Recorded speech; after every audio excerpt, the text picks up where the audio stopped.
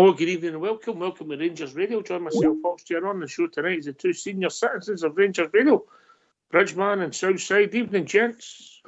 Good evening, Oxchair. Delighted to be on the night with the legend, the Bridgeman. And good evening to everyone listening in this evening. Oh, can I just say a big good evening to you guys, yourself, Oxchair, and of course the techie team at the background. And of course, a pleasure to be with Southside. Pleasure. Can I just say to all the Rangers fans all over the world, and particularly Rangers fans on here on Rangers Radio, we're in another final. Everybody, good evening and welcome to Rangers Radio. How we doing, Southside? Aye, champion, mate. Aye. Well, happy. A few sherbets before and after yesterday, so a good day was had by all. Just letting you know that the antibiotics don't work so well when you do that, all right? Well, I hadn't started them yet. Good timing then. Yes. Always start them on a Monday, Bridge. Absolutely. Always start, and you got antibiotics and cream. That's unusual. Anyway.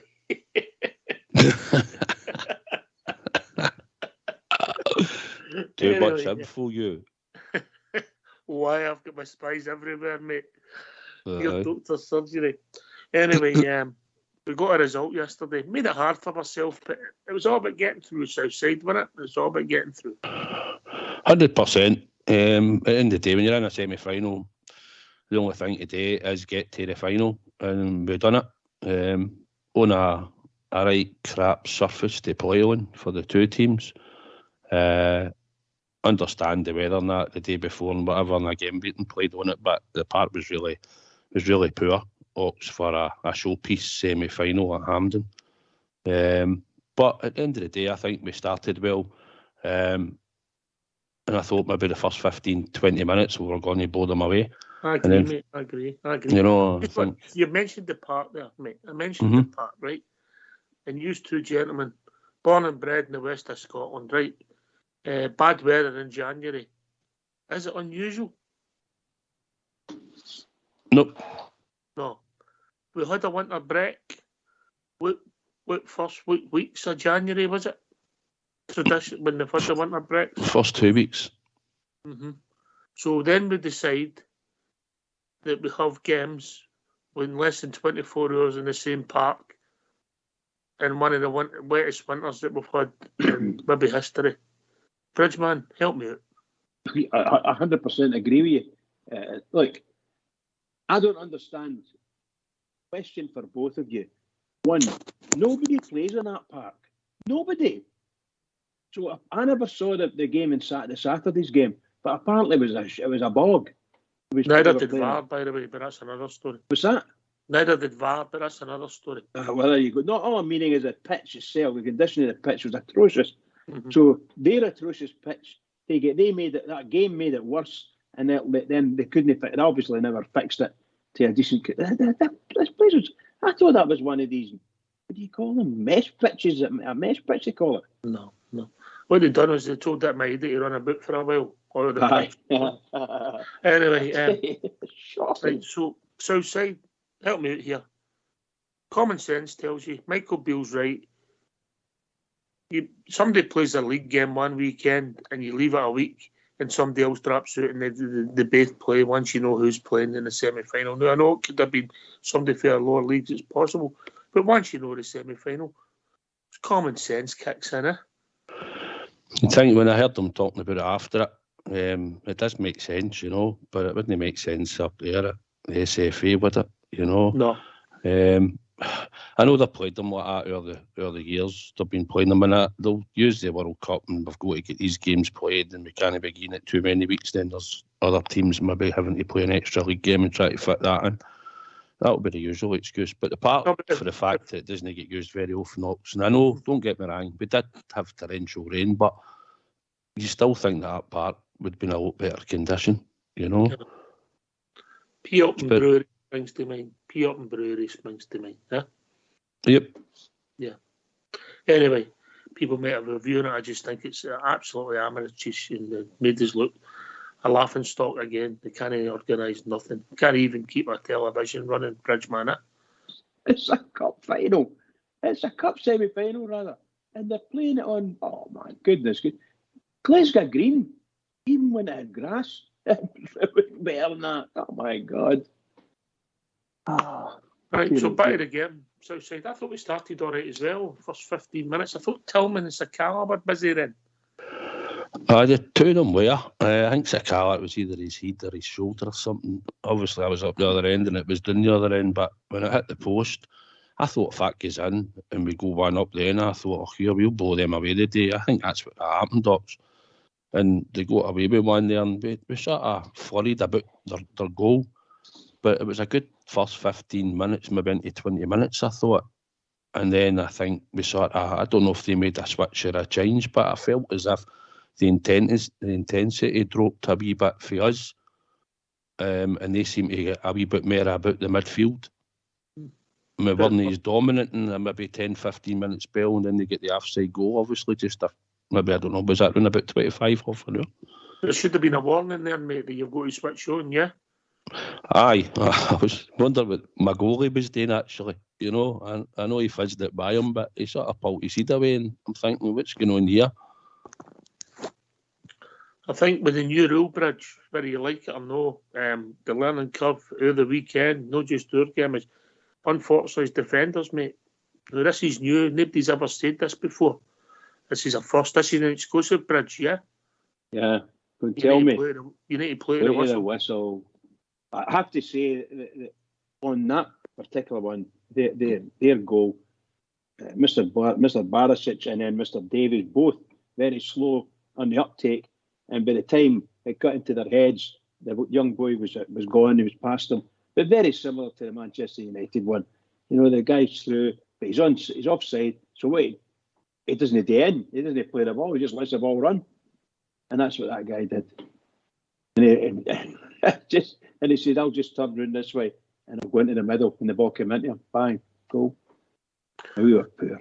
I don't really understand if you're in an offside position by yards and then you can run in back in it and get involved. Exactly. I really don't understand, because if you come back onto an onside position, you get back onside before the ball's and then the ball comes to you.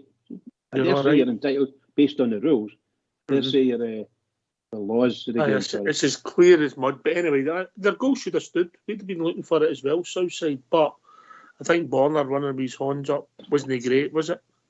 Embarrassing. No. That's an international player. Your name's Bridge, man. Your name's Bridge. Sorry. I think when I was talking about my goalkeeper, actually, earlier, I was talking about that first goal when we talked about for the offside. But when you're talking about the second one, I mean, technically the boy, you can see he's offside. So usually the players will put their horn up or they'll stop because he knows he's ran offside. But because they're saying, like, you play to the whistle, like you should do anyway, but Borner has stood, and then I've watched it back since. He actually gets level with the guy that eventually puts the ball, Manovsky or whatever he's called, in it for them. Majovsky. Davis gets attracted to the ball as well, Ox, when you're watching it. And then when he runs off the back of him, as Borner gets near enough level with him before he crosses it in, he's run off the back of Davis. Davis is in no man's land when it comes in.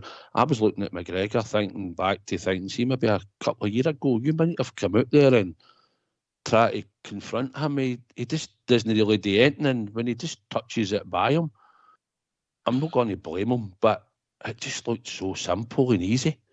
Comedy errors, mate. Shocking. I think the big mistake is Borner, mate. He's got yards on the guy. He's just got to run and put it back. If the other guy becomes active, he's offside. But again, Bridge, the learning curve is, especially for defenders now, you've got to play to the whistle. And we know the rules are silly and you wait for ages for the linesman to put his flag up, but you've got to keep doing your job. I must admit, Borner did catch up with him. The damage is done, but if he wouldn't have needed to catch up with him. Correct, absolutely. I mean, that's just crazy. Just crazy what he did. He actually stopped. And wait a minute, this guy's running and past me, I better move. And I'll give him his due, he did catch him, but he didn't catch him well enough, and he didn't try to push him out, just mother him out the box or whatever he was, and then batter him when he's outside the box, Nah. how many games have we given away the first goal with defensive blunders, basically, wasn't it, really? It was a good goal for Aberdeen, truth be told, but sorry to say, our defence are terrible there. And Southside was right, Borna and Davies questionable as well, but McGregor, wow. When he asked the question, what was he doing? What was he doing and why? I don't know. So we concede the goal and it gives them something to defend. And, first of all, you got to get back in the match. Southside half time maybe came at the wrong time for us, but we came out in the second half and we did start playing at a quicker tempo and getting more players forward, mate. Aye, I think we just seem to get, obviously it's like the second half, like we've seen for Michael Beale before. We seem to get a better reaction for some reason in the second half. And we started going to the ball and we started getting Kent onto the ball more. We started trying to get Tillman involved. We had Sakala buzzing about. And it was just about trying to create a chance. I thought we were competing well. I thought being at the game, actually, a sense we would score and we'd get a chance. But I thought there was just collectively, it seemed to be that we slightly stepped up a gear, I thought, for the first 15, 20 minutes of the second half. What them chasing shadows a bit, but what I will say is we weren't making their goalkeeper make enough saves, Bridge, really, if I'm being honest. No, absolutely right. We had a few good shots, I must admit. We hit the woodwork twice, 3 times, and their goalkeeper collected. But he never get great saves. He had one good save, but he collected the ball. The ball got to him and he collected it. But really and truly, I thought our midfield in the start of the second half were what they weren't. In the tail end of the first half, they were non-existent in the first half, and then they come out and everybody was fighting for it. Everybody must have stepped up a yard or 2 yards and started pressing on front, and it was great to watch. And I thought it's only a matter of time before we score here. That's all. We played the build up to the goal was good play Southside. We got a bit fortunate with the actual shot, but the build up to the goal was excellent. Aye, I thought Ryan Kent done well when he sort of attracted the player and he sort of played it. Excuse me, did I miss here, you Who, Ryan Kent? You done well, thank you. Carry on. I thought he was decent. No, all right. I didn't say he was brilliant, but I thought he was decent. I didn't think we had any brilliant players on the day, to be honest, but I thought there were some good players, good performances, decent. I thought we were best players yesterday, mate. But carry on. Yep, he played a nice ball. He played a nice ball into Ryan Jack, who sort of just flicked it. And obviously Alfie then's got onto it and he's carried it. But for where we were behind the goal, I don't even know if they'd have scored with the original shot, to be honest. But when it takes a deflection and into that bottom corner, then that was good enough for us, And I think for then on, with sense then, I thought, right, we'll do this. We could do this in 90 minutes, and get this game done. That's what we were hoping, But we scored the goal at the right time, and probably, I think that might have only been our first or second shot on target in the second half. Before we actually, as we scored the goal, it might have only been our second shot on the target in that second half. Aye, then we were pulling them from side to side. Bridge, it was last ditch defending. We've just got to improve on the final ball, yeah. Yeah, and indeed you're right. And of course, it was a heavy pitch started to take its toll. Unfortunately, a couple of our midfielders started to look as if they're told, So I think we played really, really well in possession. But once the game really started to bite into the players, both sides, we were basically pedestrian, to be perfectly honest with you, for bits yet. Where in the first 10 minutes of the second half, we were buzzing all over the place. We stopped it. Maybe we just sat back and took a rest. I don't know. But we allowed them back into the game, and actually they did very well and gave us a fright a couple of times. And that was near the end extra time. And then there was a big talking point on all the horrendous tackle Southside on Fashion Sakala. Horrendous. He was well late, wasn't he? I couldn't see how. I was just worried in case we man had took a right sorting, because obviously when you see it in real time and you just seen him go up in the air and landing, and thought, that's probably could have been a leg breaker at one point, you thought. But instant red card. There can't be any complaints for anybody, And And it was good to see that wee man wasn't seriously injured by it at the end of the day. To their credit, the manager never said a word. He basically said it was a red card, didn't he? Their manager or theirs? No, their manager. Their manager, no complaints, he said. Did he? Aye. Well. He's a piece, but a few of them in these times, you know. Someone's caught the guy out of there. So then, it was because it was so late in the game, I didn't think there was time for that to influence the 90 minutes. So the game actually petered out, and we get nervous the last few minutes because you think one mistake here and they're going to score, and you've dominated for the last part of the second half, and you've no large part of the second half, and you've no got a winner. But extra time, I was pretty confident. We started up. We made a couple of changes Southside.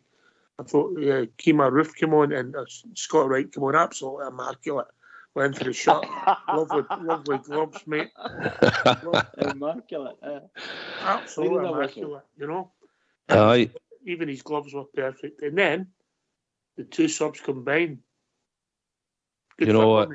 I've spoke about Scott Wright on here, and sometimes I kept trying to put him in my team because I'm thinking you've got something, wee man, but you're not consistent enough, and he isn't. But today, what he done so late in the game, I don't know, even if they're tiring, he was direct and he got in the box. And once he squares it, to be honest, I've watched Kemar Ruffy. He goes and then he tries to stand in the one spot. He knows what he's waiting on. He's intelligent. And honestly, see, to watch that finish, Ox, it was absolutely brilliant. He just side foots it in the net. He just guides it. He knows exactly what he wants to do and how he's going to finish it. Watch it again, mate, and watch the Aberdeen goalie. He dives after the ball's in the net. Does he? That's about right, man. I've not noticed that. I just noticed it's just like he knows what he's going to do. He's an intelligent finisher. He's probably, since Defoe's left, he's probably the best finisher we've got at the club. We know that. You look at the type of goals, but that goal just sums Roof up. It's just typical. It's just like, I don't need to hammer this. I don't need to try and hammer it. I'm just going to guide this. And as long as Scott Wright sticks this right onto my foot, I'm sticking it right in that corner. And it was intelligent goal, Ox. And it was a great finish. I agree, mate.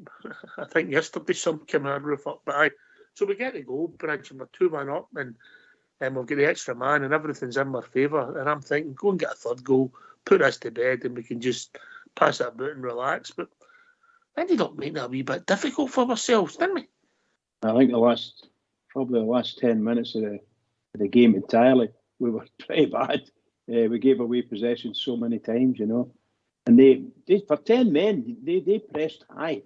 For 10 men, they did very, very well, but they didn't get any real great shots in, except for one where McGregor made a nice save, you know.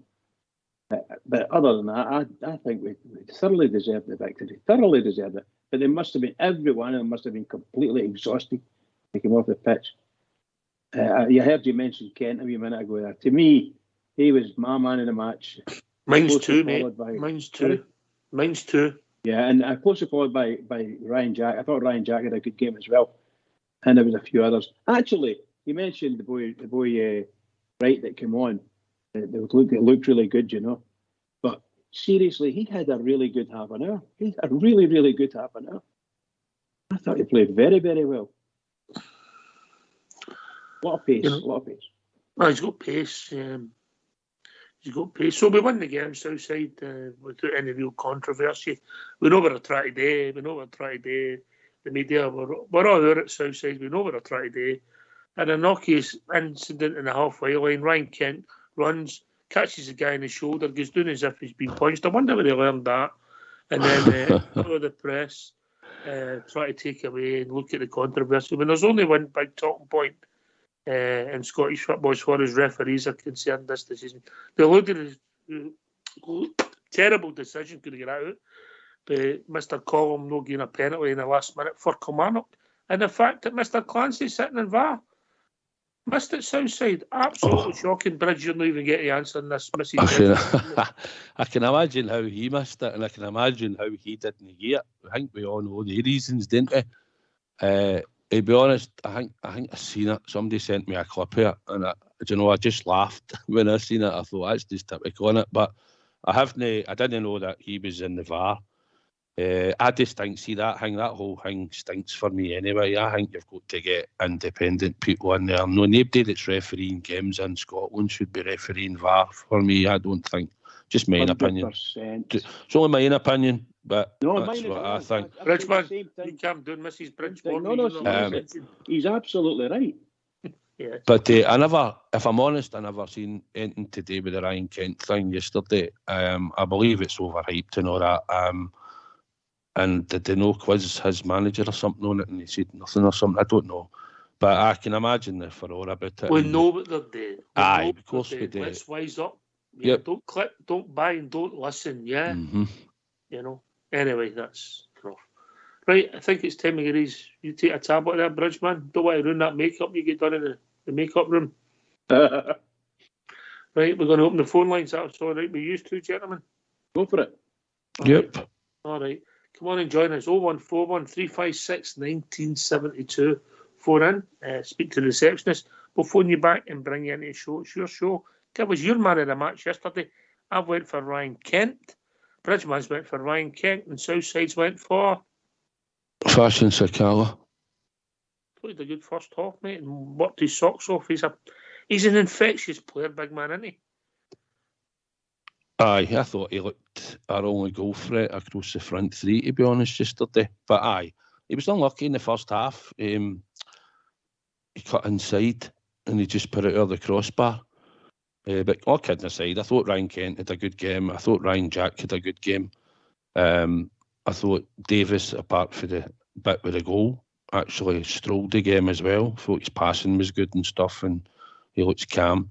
I thought we had some decent performances yesterday off a few, and I thought, like you said, Tillman, I thought he had a good sort of... He was in and out of the game. You know, he was in and out of the game in the first half.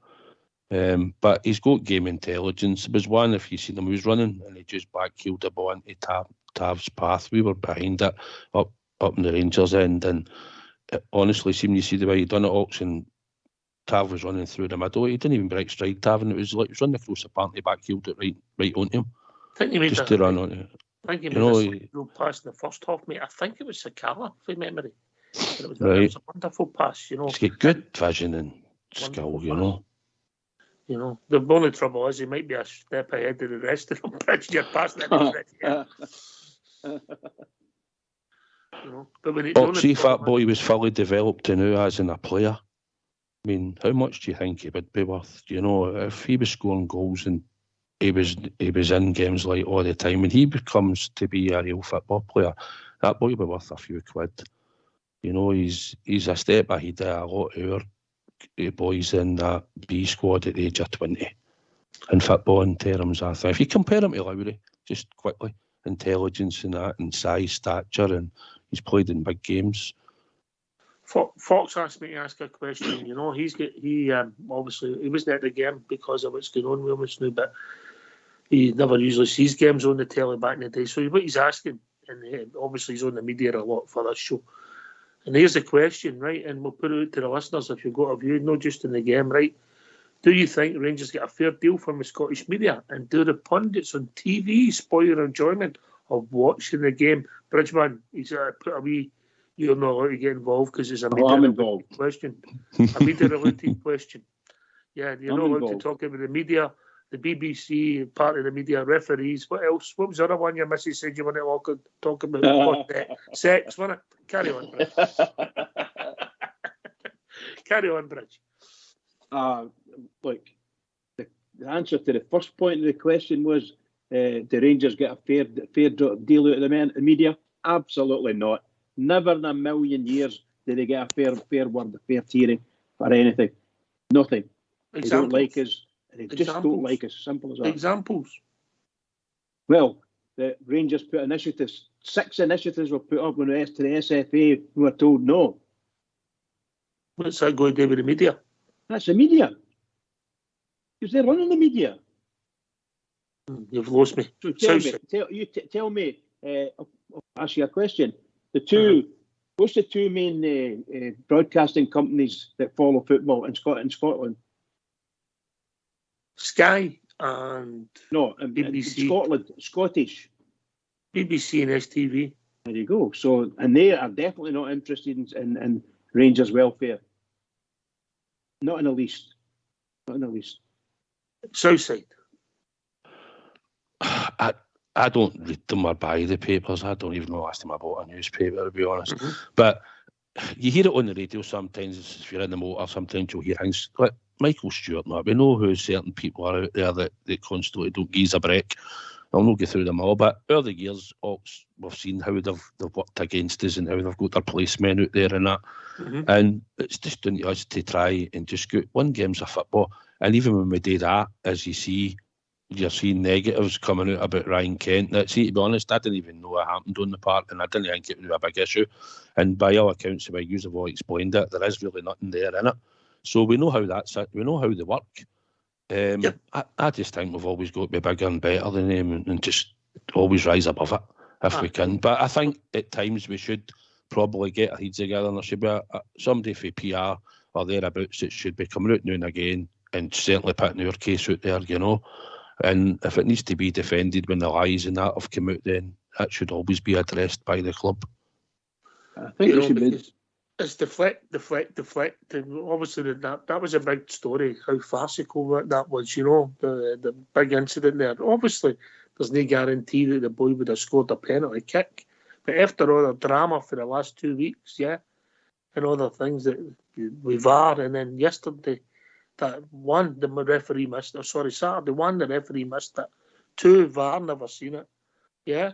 And then the third one is they came out yesterday and they're trying to deflect away from that issue and use the Kent and Noki's challenge to take away from the drama and I'll say it, the cheating for the day before, Southside. Who was the referee? Hold on. Who was the referee? Willie Collum. You know where he teaches and all, don't you? Or used to teach, and you know. Yeah, see, when I seen the clip, see, to be honest, I honestly just laughed because I thought, how could you know either VAR no? The guy sent me and says, here, look, wait to see this, and this didn't even go to VAR. And I've seen the clip, and the boys already in his back, putting them on the ground, and the boys just arriving where they were actually going to try and header the ball. And I just laughed, to be honest. But do you know what, Ox? We know what goes on, and they've got a cheek to complain about anything, and we know they're obsessed listening to the show, do you know what I mean? So we'll put it out there. I don't know how you can complain about anything, you know what I mean, no. To be honest. But like you say, we're only here to talk about the Rangers for most of it, but if you look at, but as you say, it goes on the other side, but it doesn't seem to get highlighted very much, does it? No. Suppressed more like. No, deflect. They've got to hand it, they're clever. Anyway, maybe we'll wake up. Some people will wake up and discover what's going on and watch for the vote for a start. But that's another story. Right, come and join us. 0141 356 1972. Man of the match. Who played well yesterday? Who didn't play well?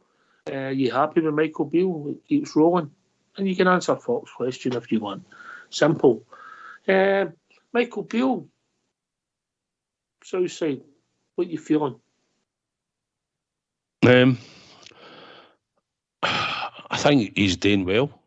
I think we still feel like we maybe lose a goal in a game. Don't feel 100% comfortable when you're at the games, but I'm happy with the way he's sort of got a reaction out the team. We can see a style and a structure. I think what we notice is that we're flinging away stupid goals, but we've got a resilience to come back and either draw or win. And by a couple of minutes, we would have had all wins, you know. So, positive, Fox. I'm hoping now we'll add a wee bit of freshness to the squad. And I'm hoping before the end of the window, we could maybe get 2 in. If it's more than 2, if we could get 3, all the better. But I'd like to try and get at least 2 new bodies in. And I think that would be healthy for us, and I think he knows the club box, he knows what he was coming back to, so it's just about him building a team for us now and getting the right players, and I've been really happy with him. I mean, I think he's, like I say, he's got a structure and a style back to us, and hopefully he keeps us the way he's gone, winning.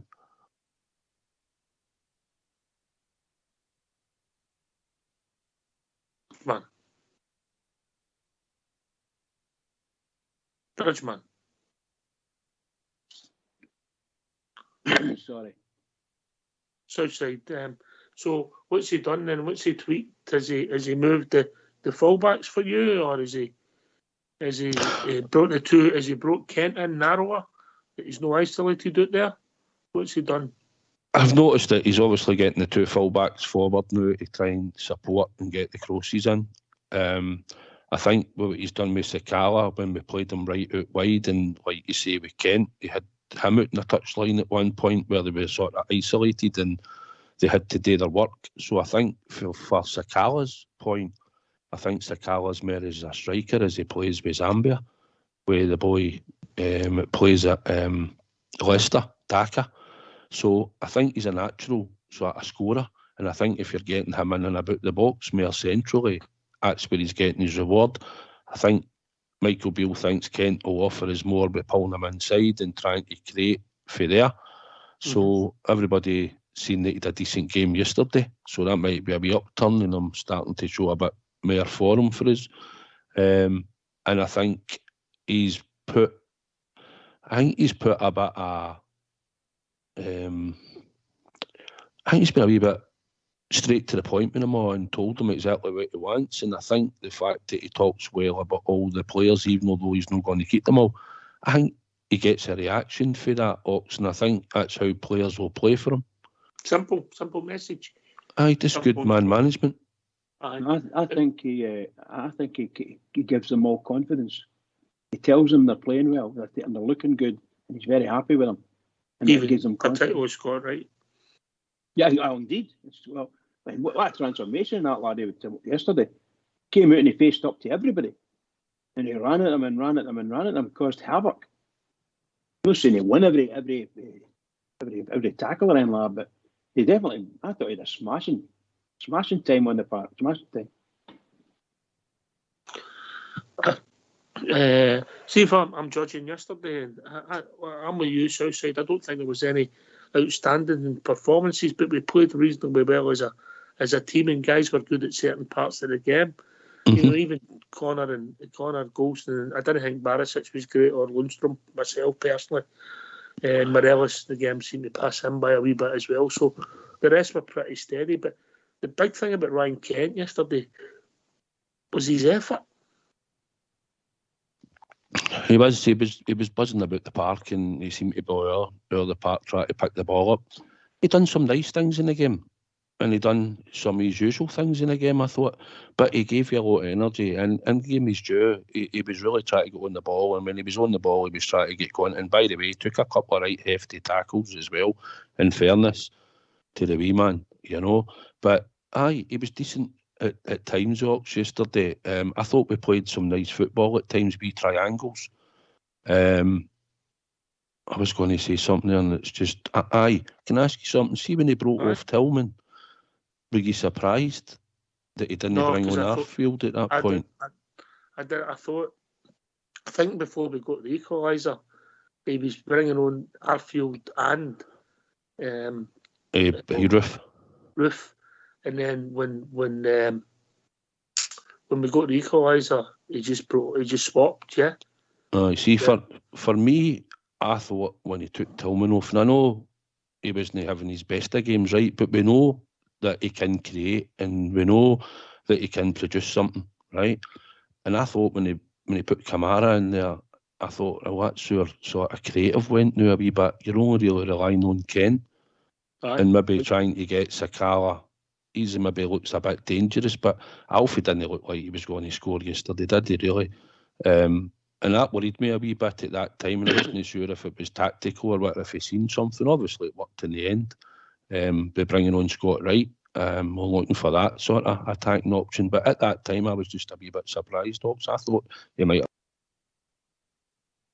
I agree, mate. I would at the time, you know, and obviously you were looking for a change when you needed the equaliser, but we got the equaliser, so that the game went a bit, became a bit easier for us. But when Scotty came on, I think the game passed him by, and I didn't think Glenn Kamara was great. Obviously, with Roof getting the goal, Bridgman and Scott Wright, what a pair of gloves, making the goal. The manager got it correct. I think the manager got it bang on. I think that when he brought Kamara on, that gave Kent a bit more impetus to sort of continue roaming, because you can caught him out in the wing and then all of a sudden he's back in midfield, both all the way across the park. So I think that him and Ryan Jack got together a wee bit and did really well. But I think it was all when they brought Kamara on. I mean, it did make a wee difference for everybody.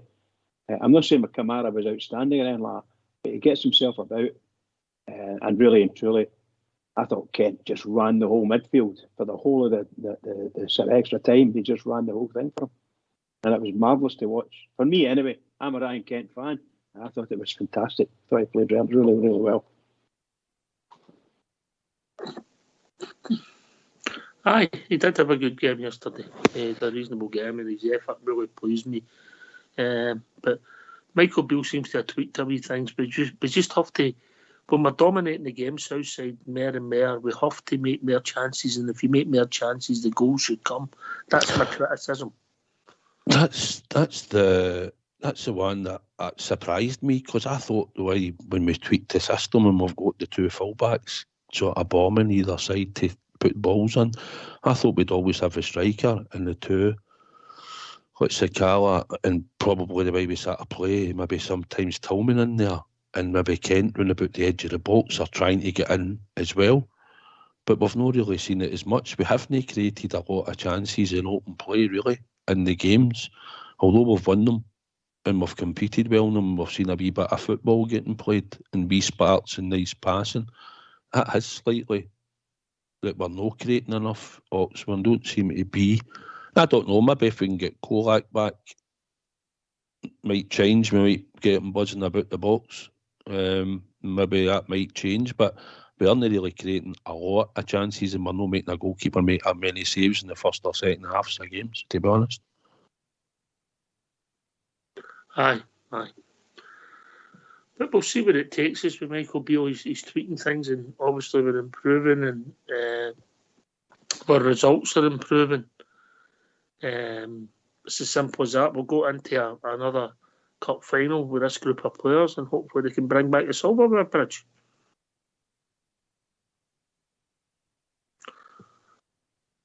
Southside. 100%. We need to get back to dominating in Scotland. We need to start winning trophies, and I said a few weeks back, I'd like to think that's a trophy that Michael Beale will be looking at. This squad's good enough to win it. And hopefully if we can get a couple of additions and maybe one or two back, makes us more stronger as well. But aye, we've got to go for this cup. Talking about additions, we've been joined by Alex for a short evening. Alex. Good evening, Alex. Good evening, Bridgeman and Southside. Everybody doing, big man? Good to hear you, Alex. Right. What do you call it about the game yesterday and that? Well, you've seen the state of the place.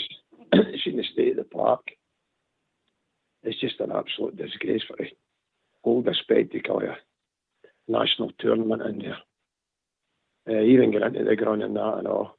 It's a total mess, the full place. I'd be quite happy if we could have took it back up to Murrayfield, where we're up there and we played Hearts. It's entirely different facilities and you're treated properly. Because that was just an absolute shambles yesterday. The game itself, the objective was to get to the final, and that's exactly what we did.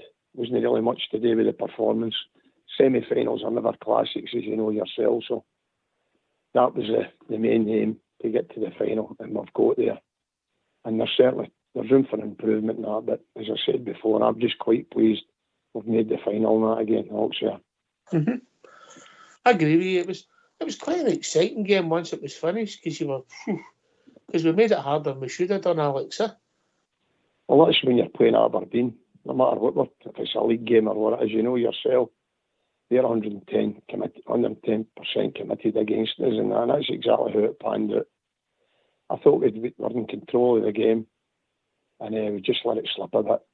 But the writing was there when we lost outside goal at the beginning. You knew the ball going over the top.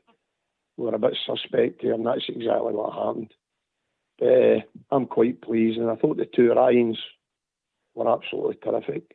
I thought we Sakala had a right good game in that. And the team, as I said before, it and that would have took that 2-1.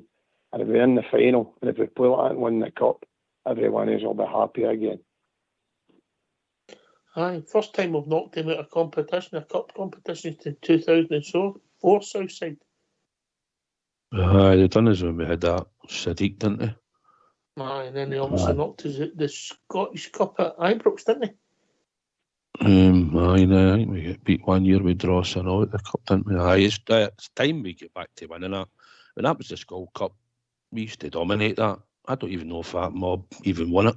And if they did in the 10 year it was the Skull Cup, they won it once, because we dominated that Skull Cup, League Cup, no? We need to get back to winning. It would give the club a good lift. It would give the players a good lift, because let's not be kidded, Alex, innit? The players have won one league title. The squad that's there, and then most of them have been there for a 5 year, newly coming on. And that's not good enough. You know, we won Scottish Cup. We need to get back. The club needs to get back to winning. We've no divine right to win, but we know that we're here and we compete in this league. So for me, we always need to win. We're Glasgow Rangers. That trophy room's full. We know for being second at anything. And that's what we need to get back to. So I'm hoping come February when we've got a wee bit of a better squad back and that, and hopefully we'll start to play a wee bit better football again, and the system will get better, and we'll just keep picking up the points, that when we get to that point in the season in February, we'll be well ready to go at them again and win that trophy. Can I ask you all a question? When you go, Bridge. Right, it's just to say, I fiddled up the last time. Are we ever going to sign someone this month? Just wait. You might get somebody this week. Might get somebody tomorrow or Wednesday. Yeah, we'll see where it takes us. I believe things are moving quite nicely in a couple of deals, mate. Just hoping to dot the I's and cross the T's. Yeah. But going back to yesterday, Alex. It was all about winning. We've done that. The team again showed character, you know. Since last year's semi-final against Hibs, when we were atrocious with a lot of the same players, we were managerless, leaderless, and obviously doing in the dumps because the guy that was a catalyst for a lot of the things had left us. But since then, that group of players haven't lost a knockout tie, mate, against, you know, anybody in Scotland. Anybody in Scotland, and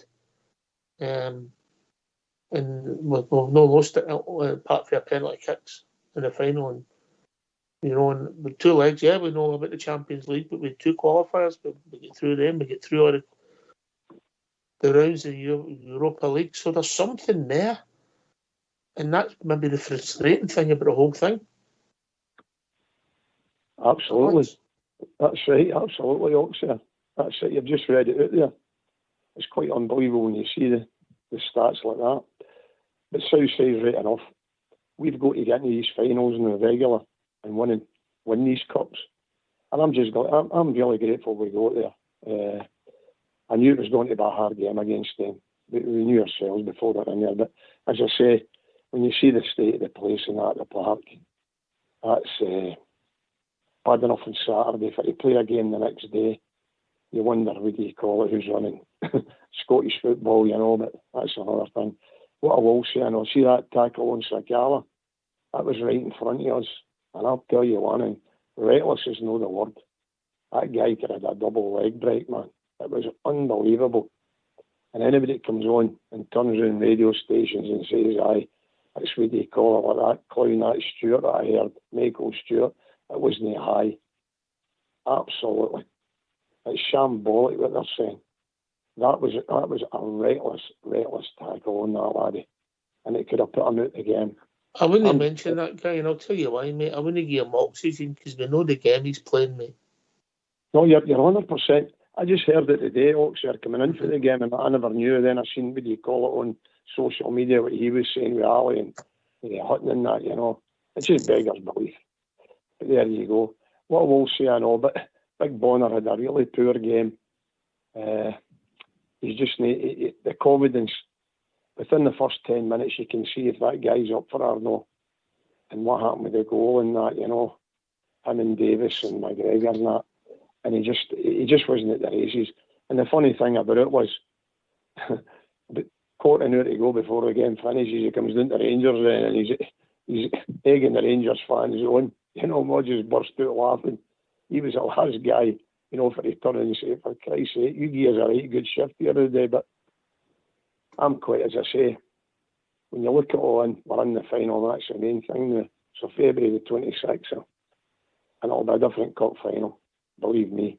And I'd love to see us getting a couple of additions in there. The Bridgeman's saying, I'd love to see 3 players coming in there just to enhance the squad a bit better. We'll wait and see that as well. But I'm sure things will move, mate. I'm sure things will move, you know. But I'm definitely pleased. That's the main thing about it. We're in the final. Because if it went another way, could you imagine what it would have been like last night and the day and that, you know? It would have been pure meltdown and that again. So Michael Beale's definitely, he's doing something right. I don't like the idea we keep going a goal behind all the same right enough, and it's getting the sleeves rolled up to get back into the game. We should really be cutting that out. I mean, through 2 or 3 players and that, with the debating, the bus about Morelos and that again, you know. I know he made the goal for Jack and that, but honestly, I've stood by the guy for that long, but I think his time's finished with his Oxford. I really do. I don't think he's going to be taking us forward. We're always going on about numbers, Southside, you know, and obviously Morelos has come back into the team and started to clock up some minutes. And his return's no great at the moment, you know.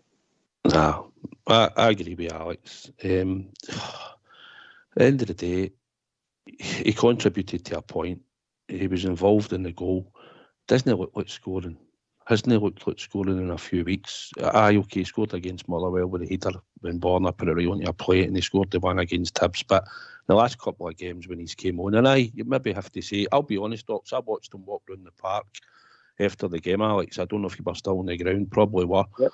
And he looked like he was hobbling a wee bit when he came round towards the Rangers end, walking round. Yep, he looked like he was hobbling a wee bit. So he's obviously got some type of injury, but you can tell he's no the alpha we know what you can get out of him, and he's no in the best of shape either. And the one that annoyed me, and I know it's just a wee thing, but seem you're getting substituted and you're walking off that park at Hampden. Well, how does you know turn around and clap 3 stones? Absolutely. And that's like the wee things that annoy me about a Rangers player getting off that park. He also today be standing and clap with support, but he's probably in a huff because he's getting took off.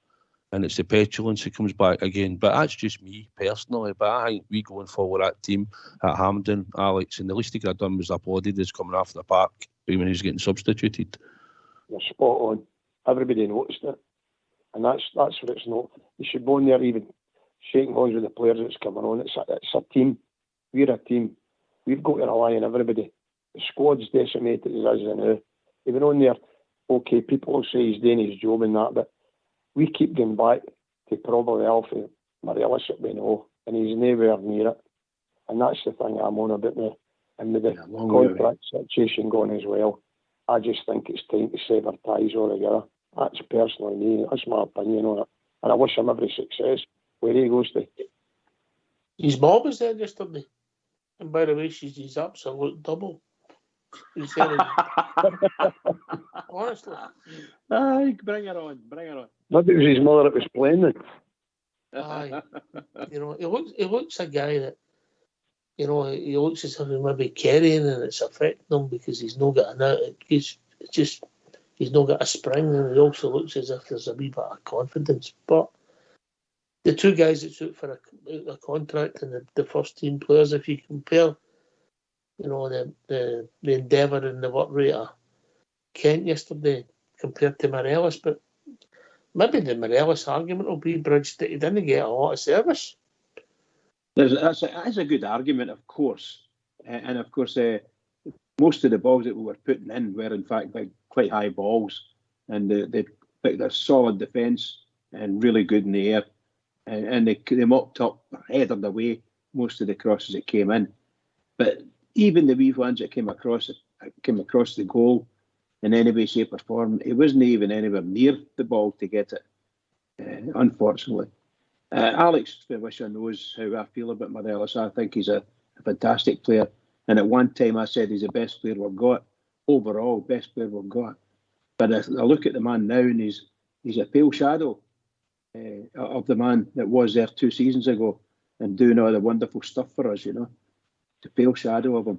And I don't know if he's carrying an injury, he's recovering from an injury, or what it is he's doing. But there's something no right. It can't be just as cut and dried as he's overweight or as this, that, or the next time. There's just something no right, and it's affecting him. Now, I've got to ask you guys a question. Do you think our manager has actually asked him to sign a new contract yet? I don't think the managers have been involved with that. Maybe ask him. Does the club offered him a new contract yet? Yeah, I think they would have done at some point, aye. Obviously, he's in the last 18 months or something, but he's declined to sign it. Southside. I'd just be asking the question, Bridge, why you would want him to sign a contract. No, I'm not talking about this week. I'm talking about in the past also. I think he alluded to that him and Kent were offered contracts, which is fair enough, and up at the moment they've no signed. But Bridge, we've got to refresh this whole squad. This squad needs refreshed. Alfie's we've had the best out of Alfie 2 years ago. That was probably the best Alfredo Morelos. And if you look at Ryan Jack's form, probably 2 years ago was his best form and all, consistently when he's in the team. We've had these squad players have done what they've done. We need to refresh this whole squad going forward. It's a necessity. We've got to get new mentality into the squad. We've got to get new winners into the squad. And that's what we've got to do. And if Ryan Kent signs a contract, so be it. Then that'll be on Michael Beale's head in the club. And hopefully he'll go on and produce what they believe he's going to continue doing. But apart from him, Alfie can go. For me, he can pick his country and his club, and hopefully we can do a bit of business. If we can't get money for him or we do, just take what we can and let him go. He was a great servant. We've made him a better player. We've made him the player into what he is. It's just a pity that now he's come back for an injury and he's a shadow of himself or what he could be at Glasgow Rangers. Who was the guy you mentioned to sign him? Southside, to replace him, Southside? Oh, that man, Kevin Nisbet. How did he go on again? He scored another 2 goals on Saturday. 2 different goals again. How many goals is that in 2 games, Southside? 5. Anyway, there's only a wee bit of form in it. I had to do that 3 and 2 just in case all Davey joined us. He's not very good at arithmetic. How we doing, Davey? Aye, I'm not for man. Recruiting, call you recruiting, man. Aye, good evening, guys. It's good to hear you, Joe. And as I said, somebody was talking about the other day there about getting that mob of thrashing. But I say at the end of the day, I'll get to the final. I'll take that with both hands. So anyway, it happened and it was great. It's just interesting. I listen to Suicide and Ali. I totally agree. You've got to, how many times have we talked about Morelos? It goes on and on and on. As Alex said and Suicide said, he's done his bit. It was great, but what I think it was Suicide that brought this up, and I picked up on it as well. See his attitude when he walked off that park. I looked at it and I went, look at it, he's not even he just sort of slapped the guy's horn, and I went, that's pure petulance. That doesn't belong there. And that really rattled me. I thought that was pretty. Yeah, we've got to move on with that guy. Obviously, you were used to getting substituted. I think it only happened to me once, mate, so I never liked it, no. Oh. Sorry, I missed that. Huh? Sorry, I missed that or something. I drink in my tea. You were used to getting on. I don't think there was subs when you played there. I get it. When people get too gaff, I don't want them to be happy.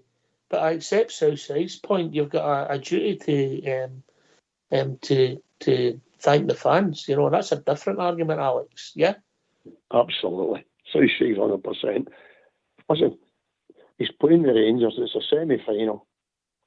We've managed to get the result, and he comes off the park. We're winning. All he's got to do is just appreciate when the fans are there. It's paying good money to get in there and follow that club. And that's what you're asking for. And it's about his game. The dilemma is, because people keep comparing a way back, and he was, the Bridgeman says, he was probably the best player they had at the club. But times has moved on now, and he's getting fun out.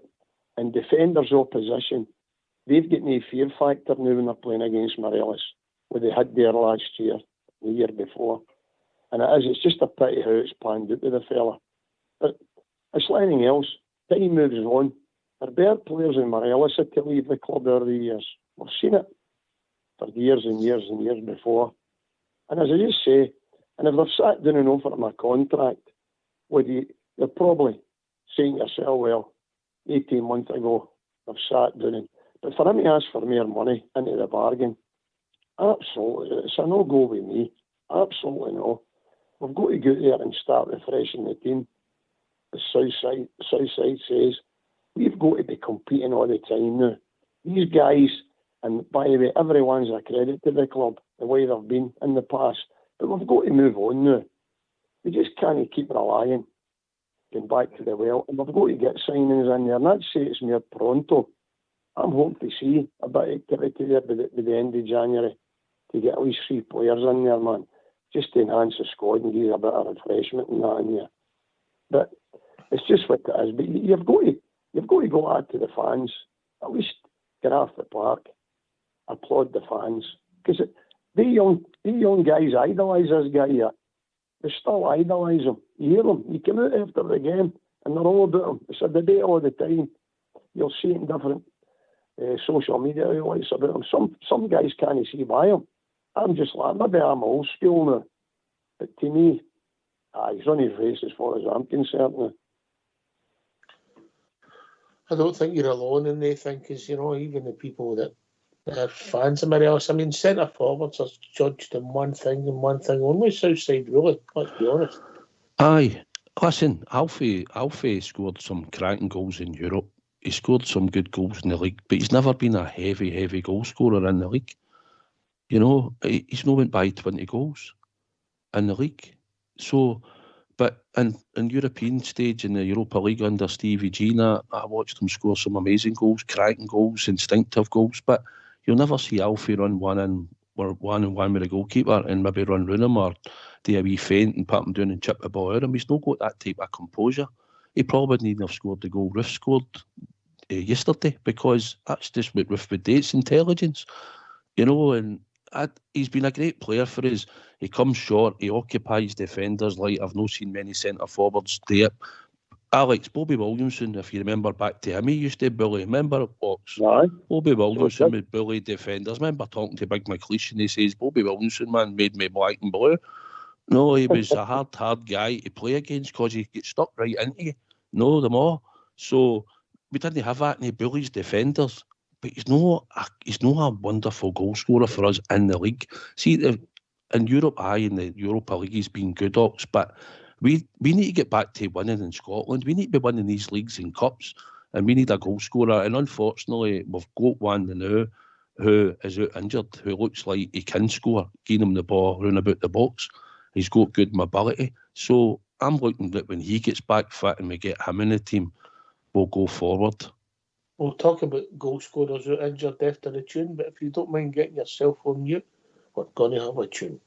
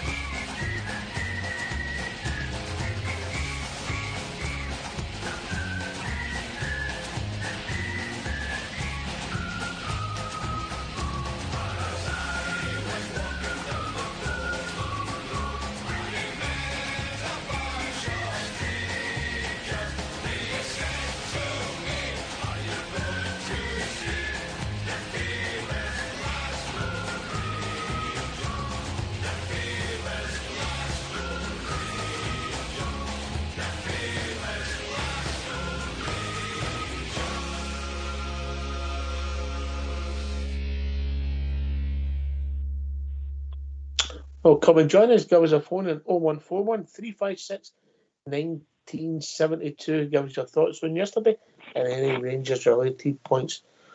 Yeah, strikers out injured. Obviously, second half injury time. Kemar Roof's running through after getting the goal in the first half injury time.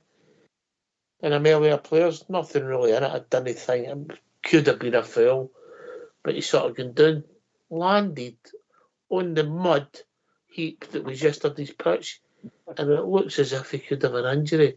We cannot catch a break, Southside.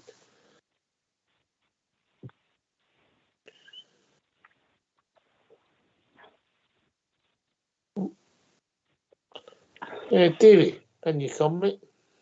I have not. Well, it didn't look threatening serious, as you said. I thought you nailed it there when you said you fell in the mud. But obviously, you don't know if it's been something he's had previous. So, and from what I've been hearing, I don't think really it's maybe not going to keep him out too long. So hopefully that'll be the case, because we need all the guys we've got regarding our strikers, you know. And he looked fit enough when he came on yesterday, I must admit.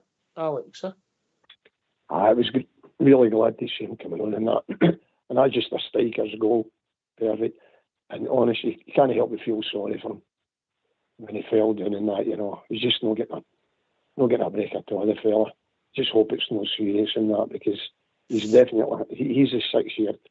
He's a poacher, definitely. He's the guy to finish it off.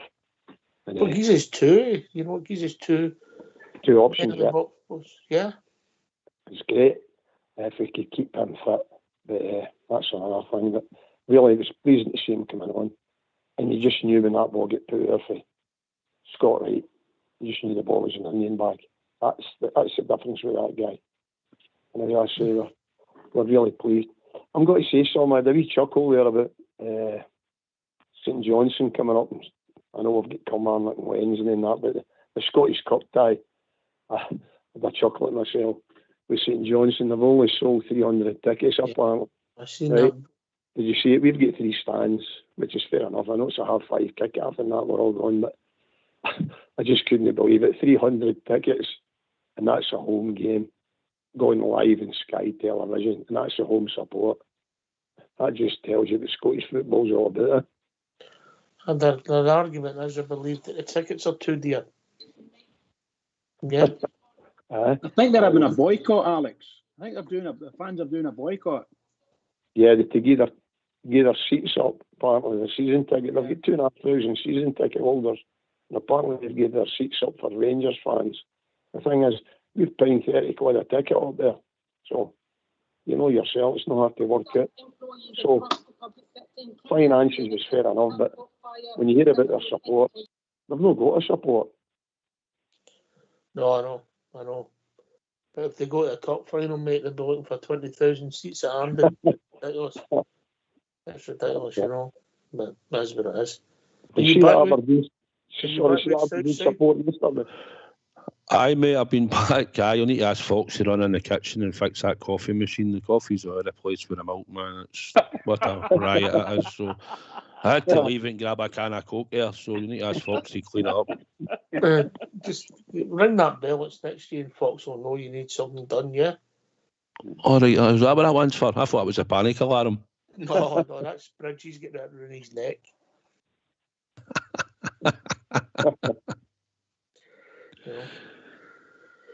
Yeah. So I came on roof yesterday, mate. Can't catch a break, can we? Sad. Seen him hit the deck and he didn't get up. I was thinking, no, here we go.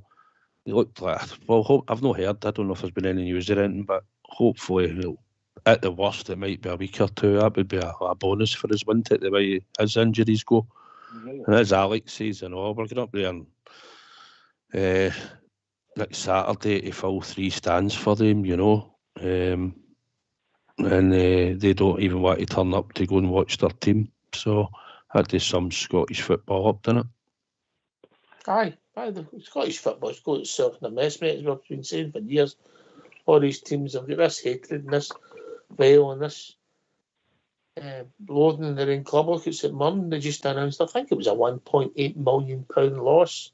But I'll not give people who want to go to the game tickets. Mental, Davey, innit? Mental. Well, it just showed you yesterday. I mean, you seen the support they had there. Where are they when they're playing in a league game? Or the spaces that they've got, even against the Rangers up there. But you get a game like that. The players must turn in and look and go, like, where are they all during the other games? But that's just typical. You know, they're all the same. I don't know, but I don't know. But just when you look at the state of the pitches, the organisation, everything you do, you know, just the total package, Southside, it's just sometimes you just shake your head and wonder, do you? Aye, it's most of the parts now when we get there. I mean, you can imagine what it'll be like on Wednesday night down in this AstroTurf, you know, and it only takes a wee bit of rain, probably on Wednesday night, and that surface, as much as they say it's all right to play on, it's no. And the older players, I think, watching Rangers players over the sort of period, and when we've played on the plastic surfaces, I think the younger players take it slightly better than the older players do, you know, watching a few of them. And plus, the worry is that one of your players is going to take an injury on that type of surface. Mm-hmm. That's a leveller for Kilmarnock on Wednesday night. It lets them compete. Same with Livingston at homes when you're playing them. It's letting them compete. I think when they went out the league, when they were doing out the league, there was one team in the league with a plastic pitch, and I think that's the time we should have tried to get a vote put through, because normally one of them vote it, and that's how it stays in, the way they do the voting structure. But when they two were out the league, there was only one with a blank. Hamilton were out, and who was the other one? Was it Livingston at the time? Kilmarnock, aye. That's when we should have tried to get a vote through and get the parts out, because let's be honest, it might benefit, they say it benefits the community and all that, but let's be honest, it doesn't benefit the football that you're watching on these surfaces at all. No, if you think of the surfaces we were going to play on yesterday, Wednesday, and then up at Perth, you know, I mean, obviously Sunday's game will be good training for Sunday's the pitch at Perth, Alexa. Aye, so you say there's no players I'm talking about the Rangers players anyway, don't look comfortable when they're playing in the rugby park. You can see it, it's right enough. The older kind of players, the injuries they can pick up quite easy, and that. You see what happened to Jamie Murphy down there, nearly spitting out the game. Okay, he's come back and that, and good luck to the boy. It's horrendous, and that's another thing. So we're going from one extreme to the other. We played there yesterday in a muck heap. We're going down there. Southside says a bit of rain, and you're sliding about down there. Hopefully you get through there and just get the result. That's the most important. Then you get back up there repaired. You know, it's going to the lake as well. So it's just part and parcel. But Scottish football, I mean, I go away and I watch the amateurs and some of the juniors and that, you know. God almighty, some of the parts. But that Hampden, when you get in there, you just knew it was going to cut up after Saturday's again. And it was. Right to the minute, you could see the problem. And thankfully, you just get there for the finishing line and that. But I am just pleased. Listen, Oxer, I'm just going to call off now. Thanks very much to you, Bridgeman and Southside and Davey. Brilliant show again, lads. Thank you very much. Cheers, Alex. Good to hear you, Alex. Thank you very much. Thank you. You know, aye, he's right, but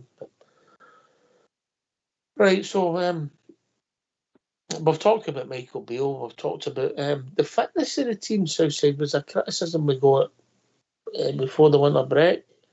And yesterday, I just seen a team that kept going and going and going. So whatever we've done, it looks as if there's been some improvement in that front.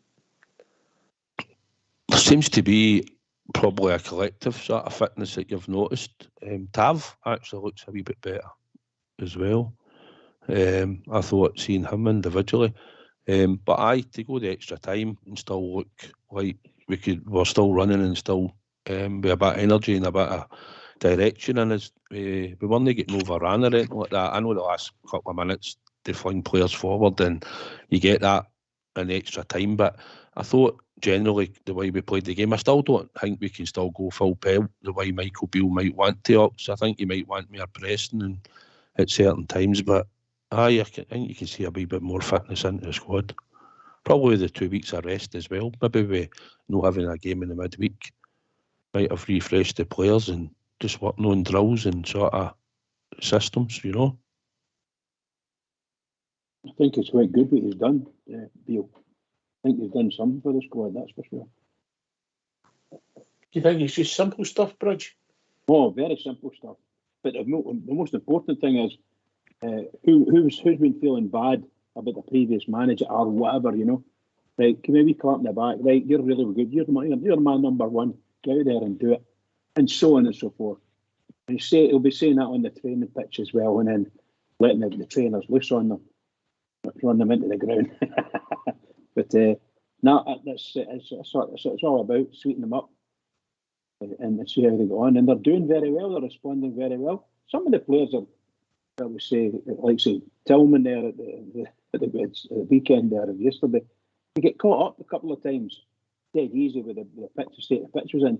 There's sometimes you're getting himself between three players, and he's not always going to get through them. It's not going to happen. Sometimes he can. He's not always going to get it. That can cause problems. We need him not to get too involved if it's at all possible. Speed his game up if that's possible. I think we forget sometimes, Davey, how young that boy Tillman is, you know, and he's not played a lot of first team games anywhere, really. Oh, definitely. I mean, I get annoyed when I hear some of them jumping on his back.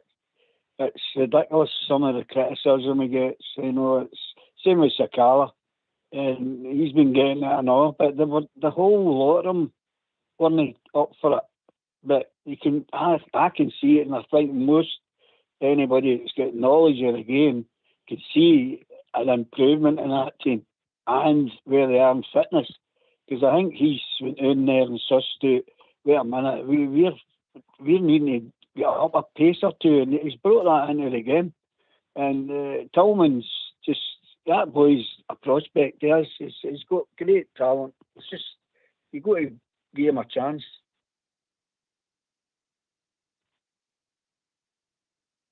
Yeah, there's definitely something there. But yeah, it's got that X factor if it comes off Southside.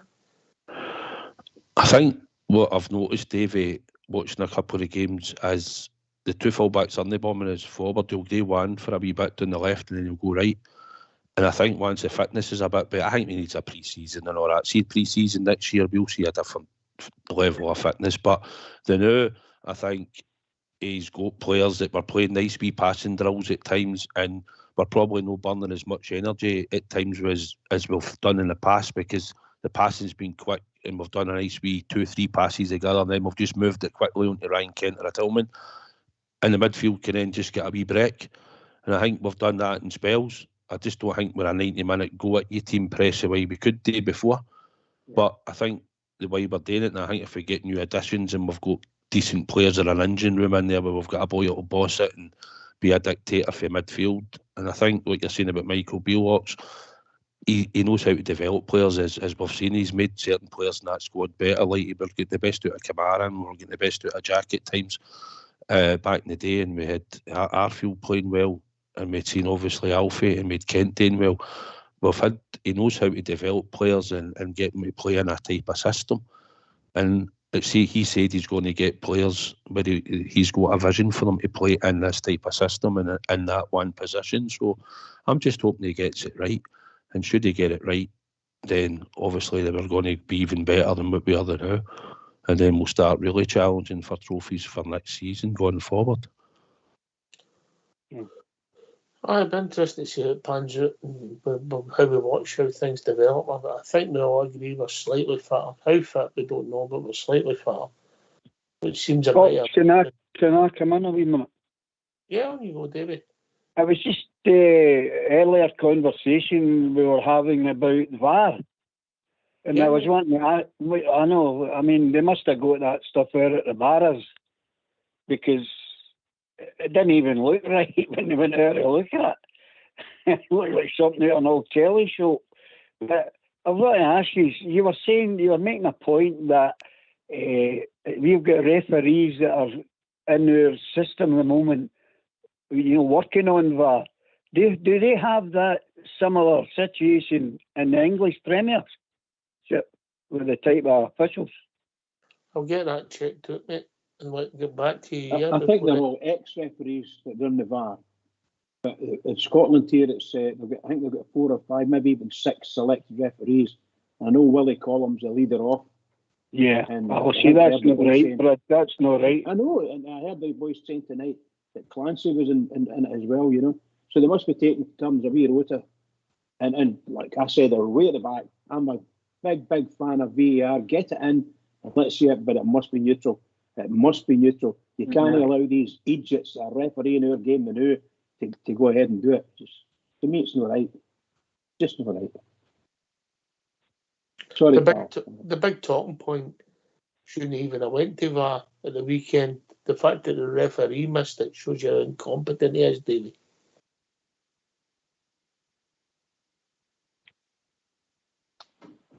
Yeah, Davey. Sorry, was that for me? Oh, you're Davey, aren't you? No, it's not according to you sometimes. But see what we were talking about with social media and all that and blah, blah, blah. That is what we've got to put up with in Scotland. It's the same old thing, and it goes with the song. No one likes us, we don't care. We're up against that in all aspects, telly, newspapers, you name it. And it carries on in other departments in the matches, and it's so obvious. But we can't do anything about it because they've got it cornered. It's funny South Side, isn't it? No one does like us, and we don't care. Certainly not. No, the only difference I think it's made for us, Davey, was in Europe. I was quite happy for it to be in Europe because I've seen some shitty decisions, man, in Europe. No, and even a few years, just a couple of seasons back, we got one disallowed.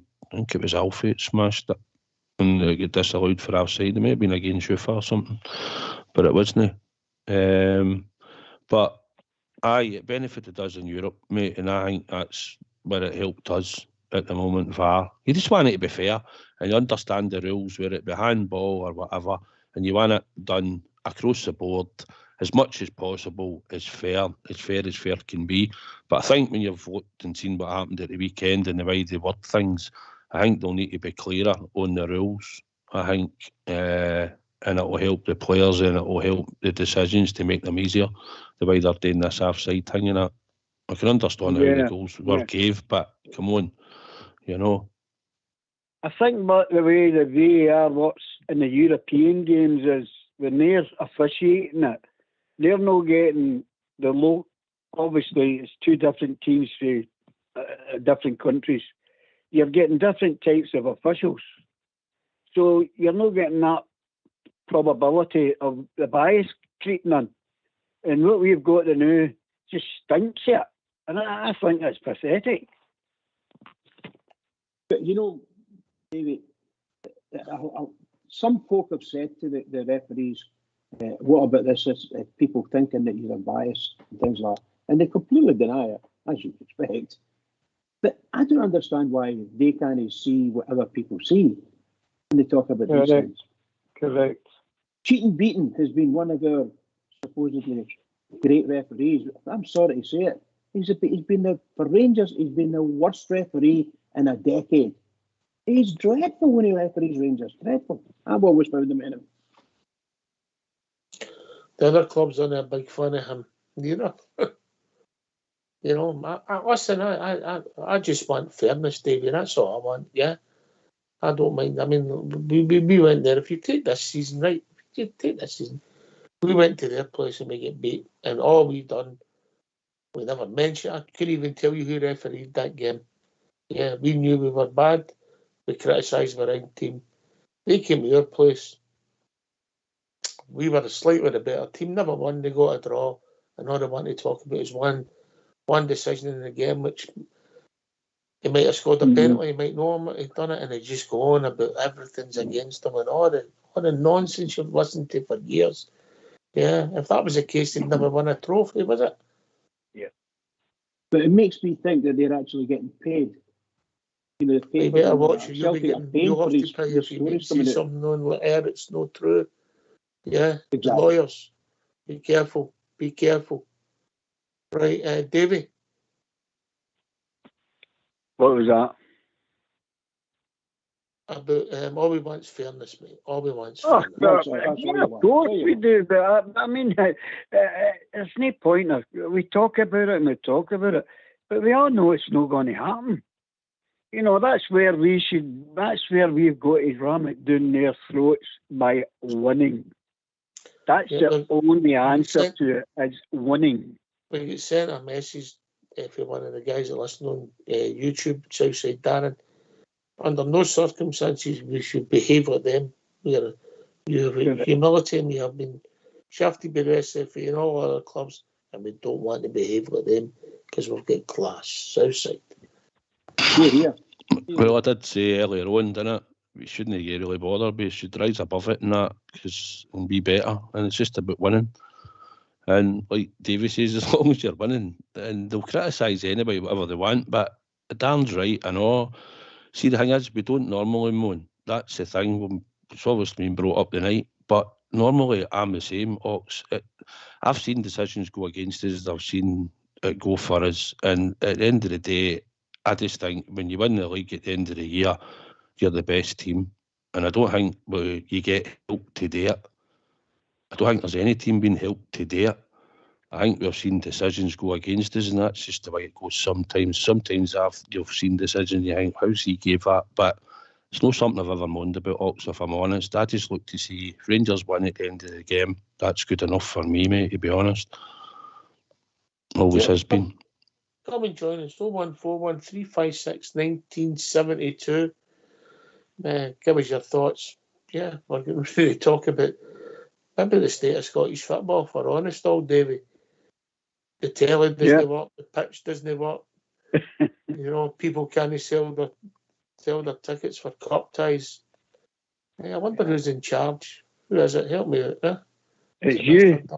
You should be you're the best. Mr. Doncaster, huh? Well, what a job he's done, isn't he? What a job. You're bringing up the garbage now.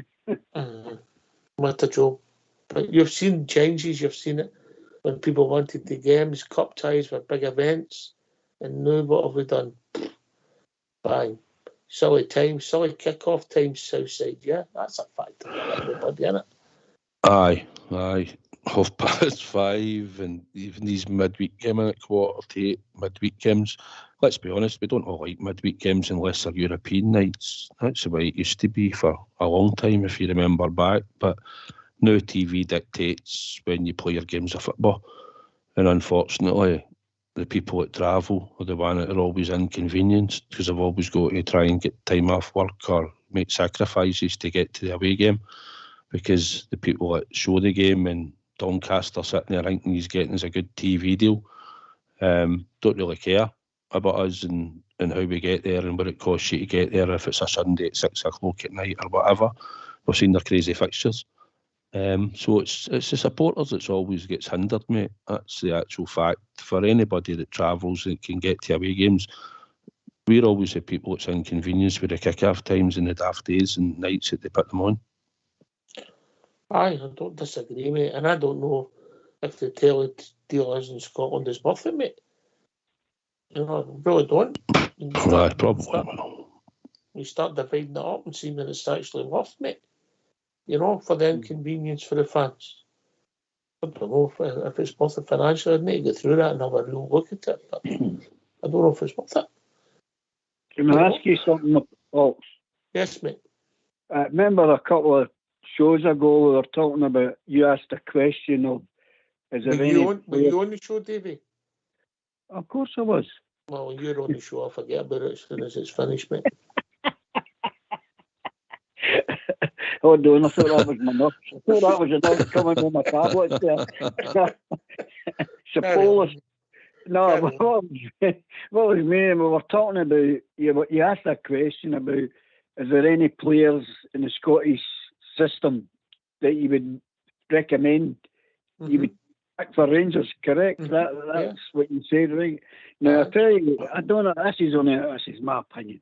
I thought their big number 4 for Aberdeen looked the part, and I think he would, it's hypothetical, but I think he'd be a good player at Ibrox. The big boy. Who was that?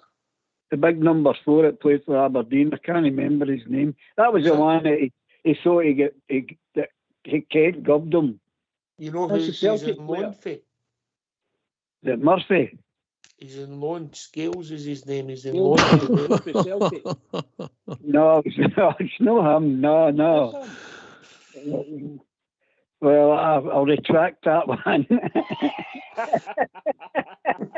But I tell you, he looked good. He looked good. The only reason why I'm saying that is because David, when you're at home, stop digging.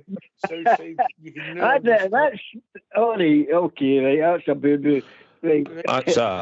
That's probably It's a yellow, Davey, for not doing homework properly. I mean, you've got time during the day to swat up. Listen, Davey, I've only one thing to say to you. Thanks for calling. Don't be a stranger. And we'll see you after your birthday, all right? You're getting it. No, it's definitely not him. Can I ask you what? Can I ask all of you? I'm only saying. Oh, okay. One at a time. David, calm down. You've made a racket. Right. Southside. No, you can understand why when David comes on, I forget after the show. That's schoolboy, yeah? Easily forgotten. It's no easy getting old, guys, you know what I mean? I'll be honest, Davey, right? I don't think there isn't. I'm even going to say I don't think there isn't an Aberdeen player that I think would even get in our Rangers team. And that's honestly, there's no Aberdeen player. There only is one player in Scotland that should get in our team. And who's that, Southside? Kevin Nisbet. He played for Celtic, did he know? Sorry? David, you calm down. One at a time. Right, Bridgeman, in you come.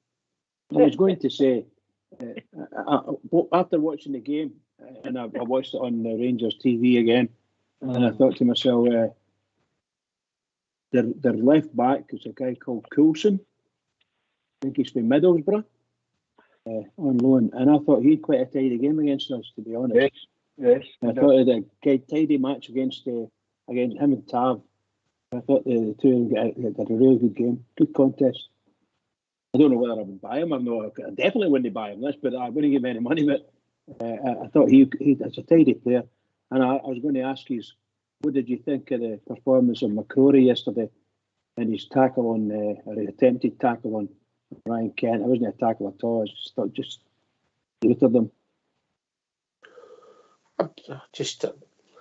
I think we've seen with Ibrox. The boy had potential to come into the team. He's his touch and he's got heart and desire, McCrory, but it was never ultimately good enough to play for us, Southside. No, he probably showed up at the time he sort of broke into the team, with the way the state the team was at times when he was a wee bit younger. But no, he had a talent that he would play. You could see he had something, but unfortunately, we couldn't really. I didn't see him making it as a centre half, and I didn't see him making it in the midfield because his first touch wasn't great. He used to sort of take it and then maybe run away from him, but all heart and desire. And by all accounts, when he played in a blue jersey, he probably done his best. I wouldn't deny him that. He tried his hardest, but unfortunately, going forward, it wasn't going to work out at Glasgow Rangers for him. But it's sort of working out at Aberdeen for him slightly at the moment, isn't it? I think he's in a position that suits him, if I'm being honest, Southside. That's about his position. Aye, Aberdeen's going to be the type of football they play in at, and by all accounts, I was surprised they probably accepted him up there, what they're like, But by all accounts, he's doing all right up there for them and the type of football and the position that he's in. So good luck to him, mate, I thought his tackle on Ryan Kent warranted a red card. I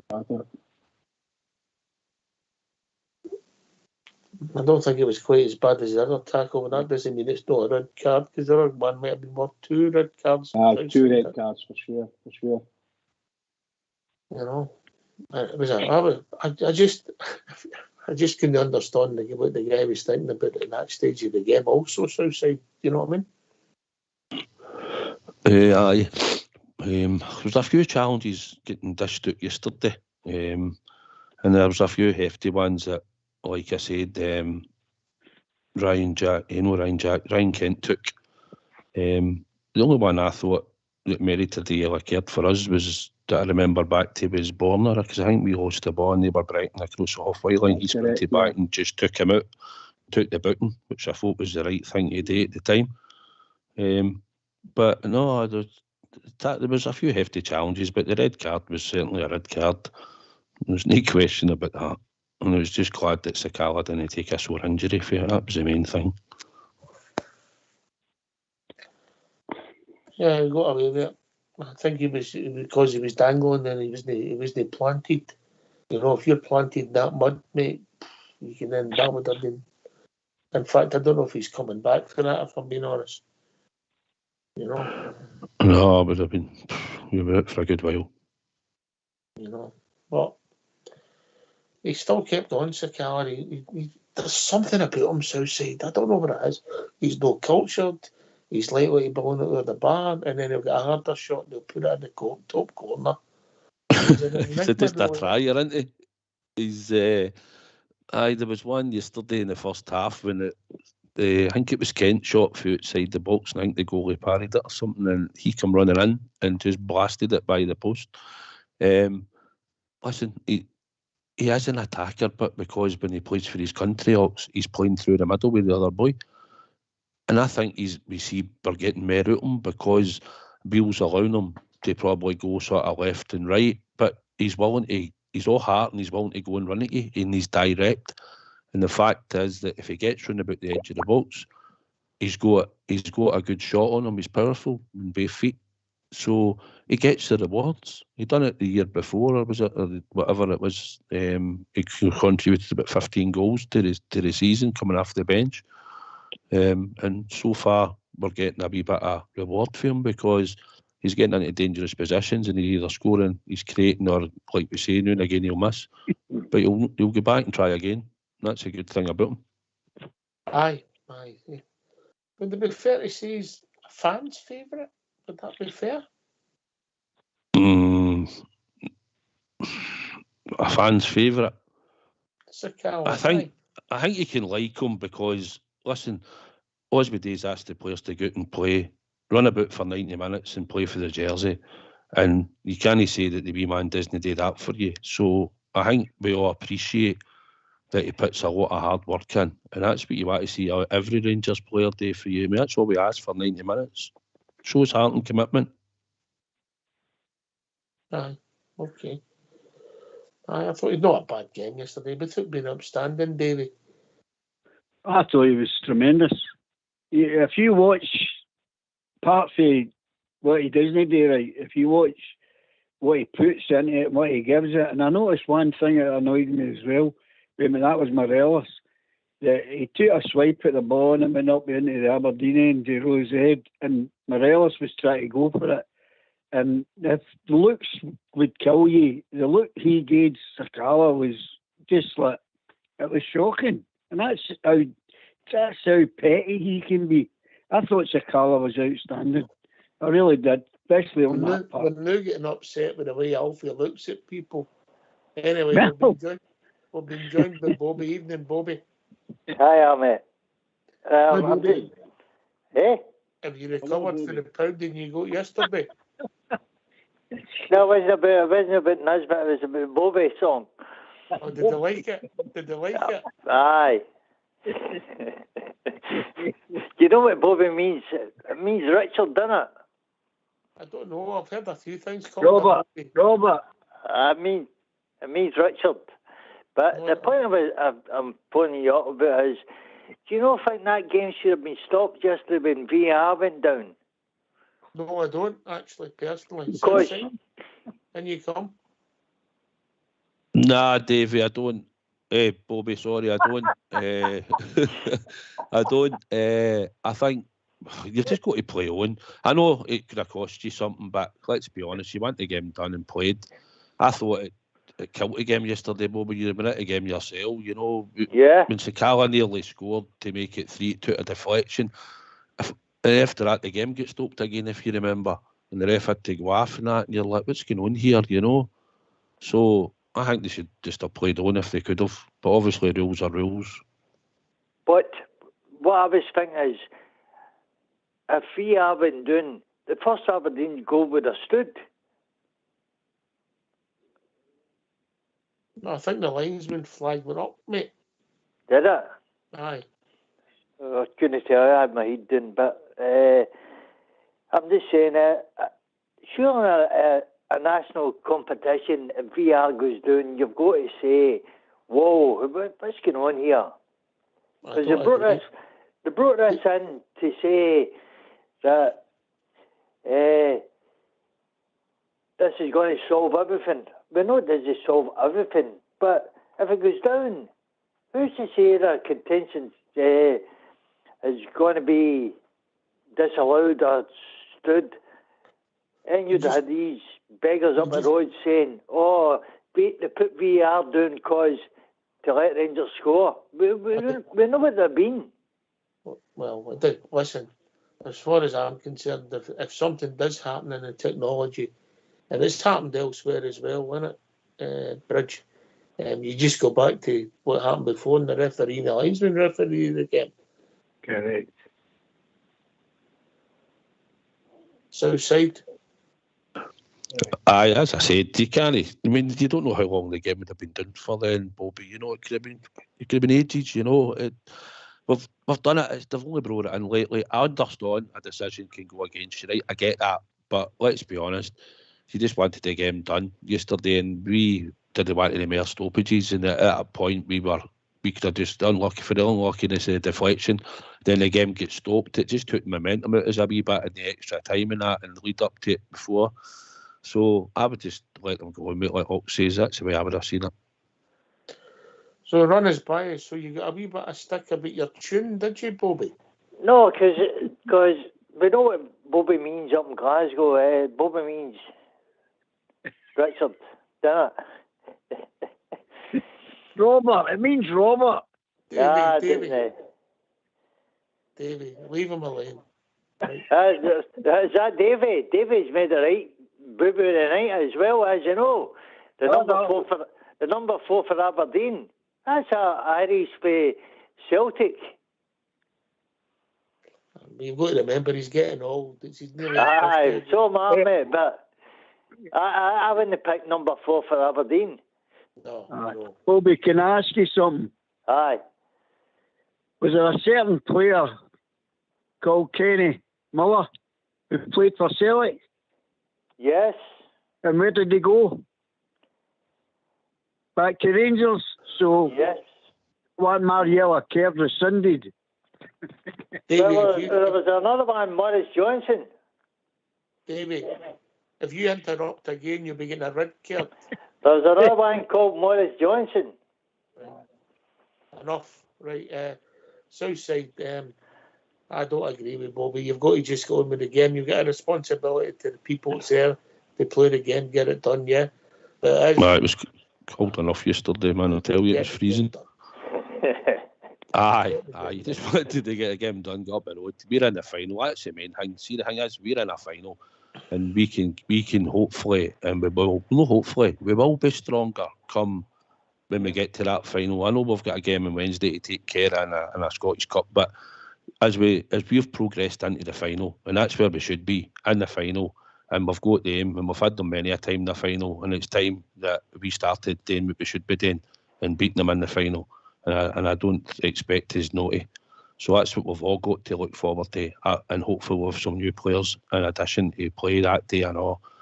And let's get steamed right into them. Here, Southside. And so Bobby, at the game yesterday, who do you think done well for the Rangers? Jack. I thought it was a good game, aye. Jack and Ken. I agree with you. I thought the two Ryans were good. South side. Aye, I thought the two of them, good second half for Ryan Jack. Started well in the first half.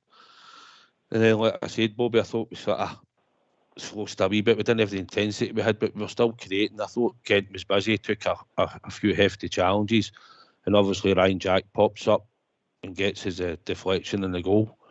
And that's what we're looking for on midfielders, to try and get into the positions and shoot. We had plenty of chances yesterday to shoot outside the box, and one or two did and the rest didn't, which is still frustrating. But heavy park, and it took a lot of energy out of the team. But we had some positives. Even Tillman at times showed a bit of positivity. Just didn't get the break we hoped he'd get, or get into a wee bit more space. But on the whole, the job's done and we're there. That's the main thing, innit? Yeah, that's the main thing, yeah. But I thought Jack was outstanding. 120 minutes for the guy.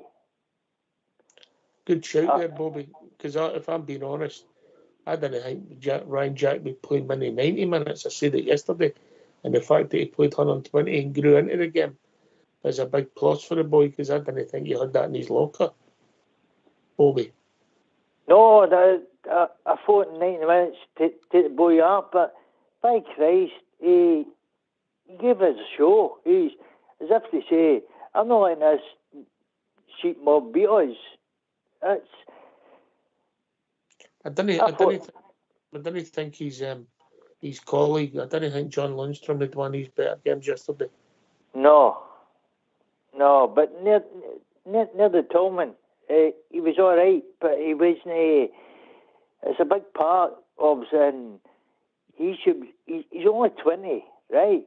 He should be running at that mob. He should have more energy. I know maybe it's not his, but he should have more energy going.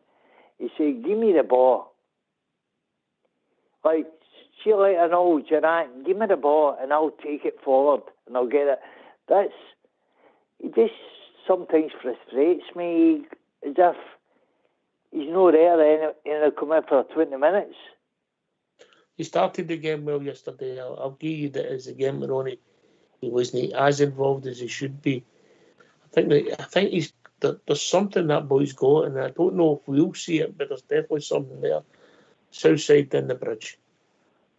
Well, I hope we see it, Ox. You know, he's got the potential, and we've seen flashes of him, and he is good in the ball, and we can all see he's got vision, he sees passes, he's got wee tricks, he can do the wee back heel, and he looks comfortable on the ball. He's just still learning the game, and we're actually developing him. He's a prospect. That's what he is, and we're developing him, and hopefully, if the price is right, Michael Beale wants to fit him into that type of system, then we'll get him, and then hopefully we'll see him flourish. The thing about Ryan Jack you were talking about, Ox, I'd be more worried after his game of 120 minutes. I think you would see him on Wednesday night. That's a good point, mate. You know, but I thought Kamara wasn't great. I thought Lundstrom wasn't great, and obviously Arfield didn't do a lot when he came on, but he might refresh it. Who would you go with? It would need to be Lundstrom and Kamara, wouldn't it? I would think it probably Lundstrom and Kamara to start. I just don't know if he would play him on that surface and all, but just with the amount of game time he played there, I think there might be one or two he might have to try and refresh if he can. Borner was holding his hamstring, mate. And Alfie was, like I said, Alfie was limping when after the game. But as man, as you well know, mate, the heavy parts can cause hamstrings as the game goes on. Oh, absolutely. Absolutely. Big, rough, tough pitches, great levelers. You could have the best football players in the world. Can't play in these pitches properly, you know. But I thought our Rangers players stuck in and did well. I think Tillman will be a fantastic player. We've just got to nurse the guy along and find the right position for him and let him play in it. So maybe we found it. Maybe that was the position he was playing yesterday. And he wants to play there, and he'll every time he gets a game there, he'll improve, that kind of thing. I like the boy. I think he's a smashing player, and he's going to be a great player, to my opinion. So whatever happens, if Rangers don't start asking how much and so on and so forth, then Do we know how much it is to get him? Does anybody know that? No, we don't. It's only the Scottish press, and we've discussed that already. I'll not bother with them. So Rangers should be having a wee quiet phone call or get a contact over there to go and see them and ask them what it is, to get this. We should get a score. We'll see what happens. Because if he's going to be £7 or £8 million, I don't think we're going to go for him. Let's put it that way. No, I don't think so. But we'll see where it goes. Davey, but has Tommy never played in the surface like that since he's come through, manicured pitches? I think Beale have all that sussed out.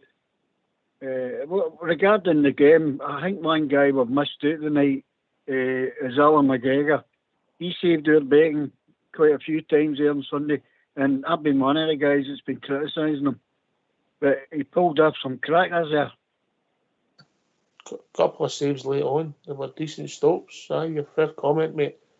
I think that's one criticism I've had is the fact that we gave away maybe too many chances in the game when really we dominated possession outside.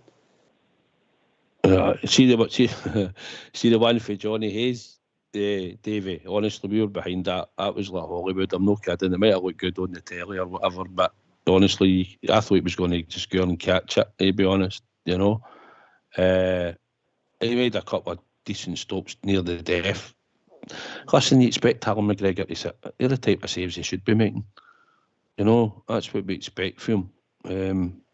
And apart from the two, he had an all right game apart from the goal. Like I said, we spoke about it earlier, Davey, but he just looks, for me, I just think he looks to me a wee bit older now.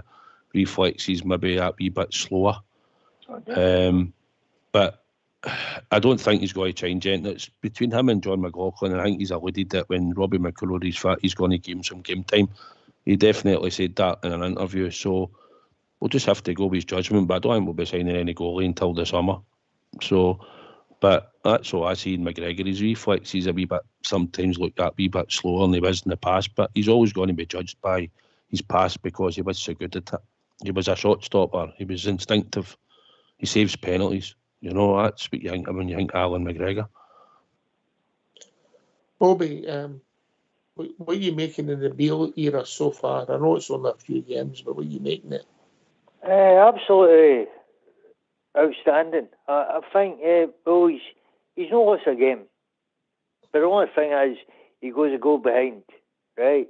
If he can cut that out, I think he's got what he wants, and he's not quite got it yet. Make a cut of signings in. You never know. I think the guy he's good. I'm not going to sit here and say, I didn't want him or this and that.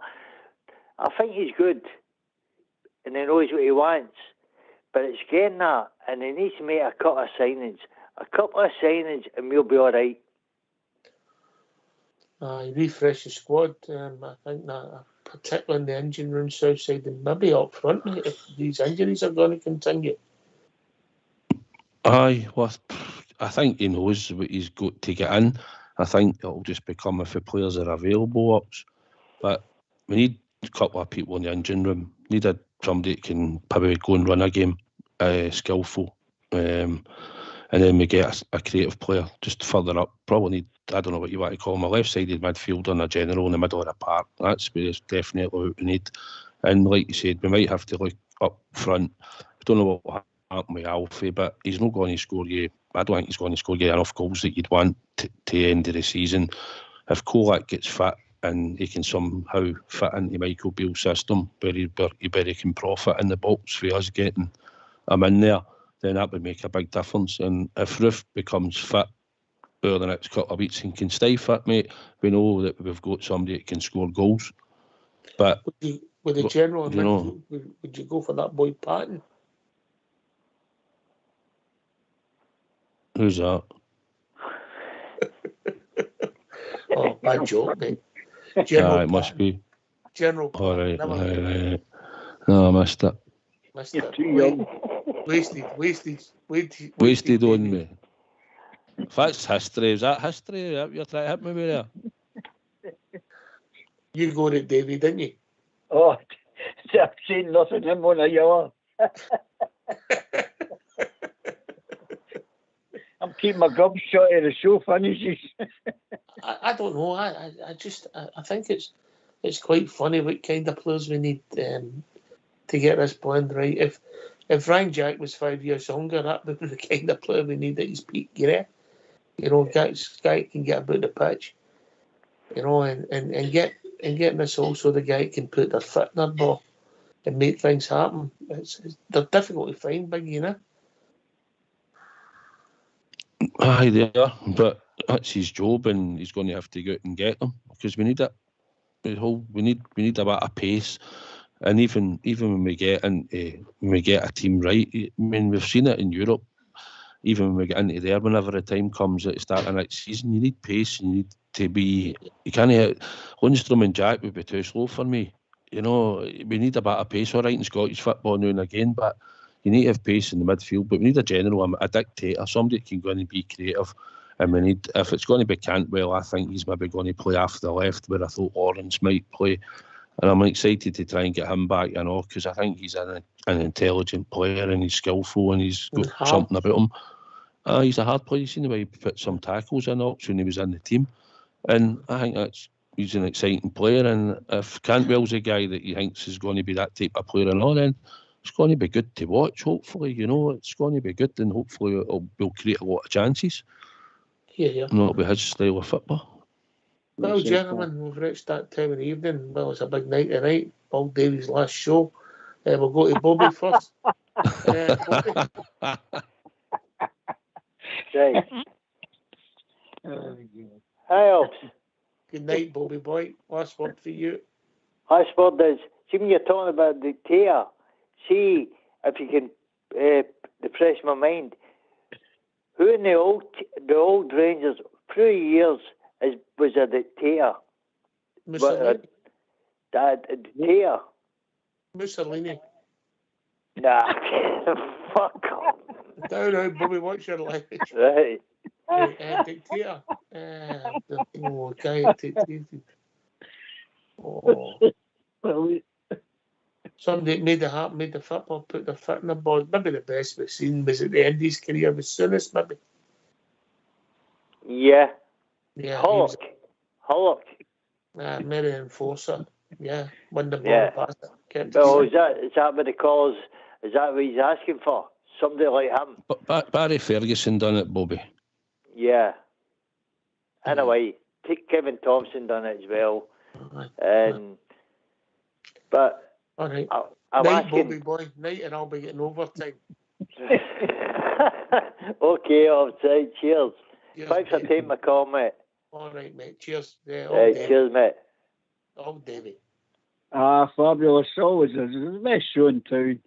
And as far as dictators go, I think Putin would be a good one. And thanks for listening, guys, and putting up with me. Brilliant show. And good night, everybody. No surrender. You make us laugh, Davey. Bridgeman, south side, then you come. Aye, it's been not a bad night. Bobby gets a yellow card and Davy's just about to get sun-dyed, I think. So what a night that's been. But apart from that, it's been a good night, mate. Good topics and the usual boys that have phoned in. It's been a good laugh and a good chat. And it's always good to be on with the Bridgeman, as always. So I'd like to thank him as well for putting up with me tonight and your good self. Yeah. The Bridge. What can I say? A fantastic night. I really enjoyed it. Some good crack tonight again. Well done to yourself, Oxter, and your technical team for carrying it through. And a big thank you to Southside for looking after me. I could just say to all the Rangers fans all over the world, and particularly Rangers fans on here, on Rangers Radio, it's a massive game coming up against the Kelly. Massive game. Biggest game of the season.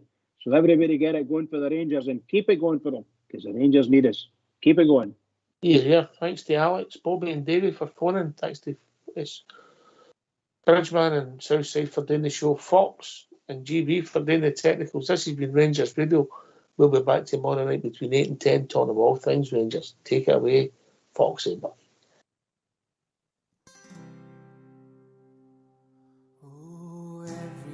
Saturday's my half day off, and it's off to the match I go. Happily we wandered down the Copeland Road, me and my wee pal Joe. We love to see the lasses with the blue scarves on. We love to hear the boys all roar. But I don't have to tell you that the best of all, we love to see the Rangers score. Me, oh my. Oh, we love to see them cry. We love to see the lasses with the blue scarves on. We love to hear the boys all roar. But I don't have to tell you that the best of all, we love to see the Rangers score. We've won the Scottish League almost every time the League Cups assemble too. We get some exhibitions in the Scottish Cup. We are the Cup winners too. When the Rangers win the European Cup, as we've done with the one before, we'll gather round the Ibrox 50,000 strong to give the boys an Ibrox roar. Me, oh my. Oh, we love to see them cry. We love to see the lasses with the blue scarves on. We love to hear the boys all roar. But I don't have to tell you that the best of all, we love to see the Rangers score. Me, oh my. Oh, we love to see them cry. We love to see the lasses with the blue scarves on. We love to hear the boys all roar. I don't have to tell you that the best of all, we love to see the Rangers score.